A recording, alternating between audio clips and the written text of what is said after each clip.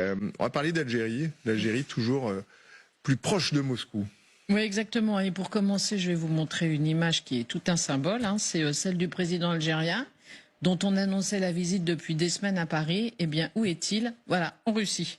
Et carrément hôte de marque de Vladimir Poutine, qui organisait un grand sommet, vous le voyez, économique à Saint-Pétersbourg, pour tenter de prouver que la Russie est tout sauf isolée sur la scène mondiale. Et donc, il a eu une petite mention spéciale pour le numéro 1 algérien. Écoutez, Vladimir Poutine.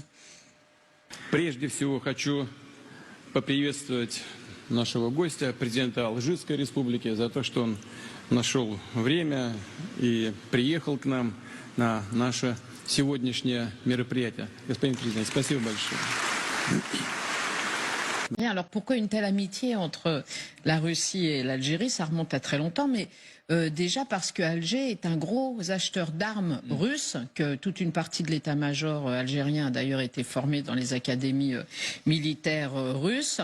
Et puis d'ailleurs récemment, il y a eu des manœuvres communes entre les deux armées, ce qui évidemment quand même en pleine guerre avec l'Ukraine a fait beaucoup tousser les Occidentaux. Et puis aussi pour la Russie évidemment, l'Algérie, c'est une belle prise de guerre, si on peut dire.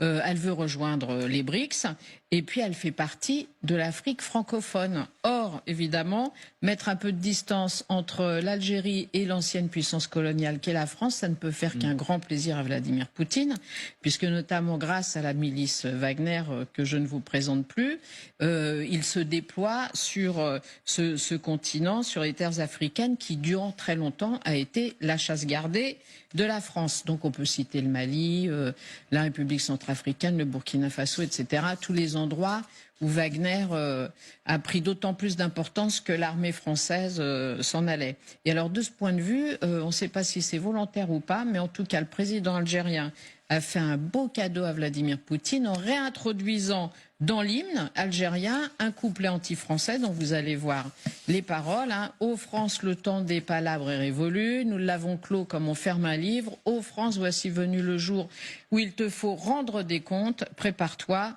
Voici notre réponse, le verdict, notre révolution le rendra, car nous avons décidé que l'Algérie vivra. Alors, quand on dit « Ô France, il te faudra rendre des comptes, prépare-toi », au moment où les Français, justement, sont des cibles potentielles dans certaines régions d'Afrique, évidemment, ça les fragilise et ça les met encore plus en danger.